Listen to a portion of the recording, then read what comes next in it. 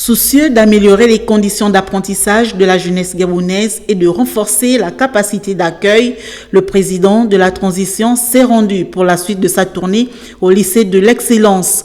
Ici, le général Brice Clotet Oligingema, accompagné de son épouse Zita Oligingema, sont venus se rendre compte des avancées du chantier de cet établissement qui sera consacré à la formation d'une élite dans le domaine scientifique et comprend 36 salles de classe, 2 laboratoires, 2 salles multimédia, 2 internats et bien d'autres.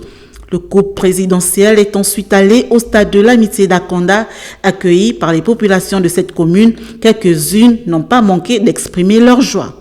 On est contents. Tous autant que nous sommes dans Akonda, on est contents. C'est notre fils, c'est notre frère, c'est notre père. C'est vraiment une joie d'être en contact avec notre président et vraiment nous lui souhaitons longévité, réussite dans tout ce qu'il entreprend. Nous croyons, nous avons l'espérance, nous avons le chita, comme on le dit en Zébi, que tout va s'accomplir. Se sentant honoré par cette visite du chef de l'État dans la commune, le délégué spécial de la mairie d'Akonda a d'abord tenu à remercier le général Brice Clotet Oligingema pour cette marque d'attention ainsi que du coup de libération du 30 août, non sans omettre leur doléance. Comme vous le savez, les besoins et les préoccupations des populations de la commune d'Akonda sont nombreux. Ceux-ci se rapportent principalement à l'éducation, les préoccupations des personnes vivant avec un handicap, celles de la jeunesse, celles des femmes, la santé, l'accès à l'eau et l'électricité, la sécurité. Prenant acte de ces préoccupations, le chef de l'État a relevé les efforts déjà consentis dans cette partie de la ville et a exhorté la jeunesse à s'intéresser aux différents métiers pour vaincre le chômage. Cette transition est la vôtre.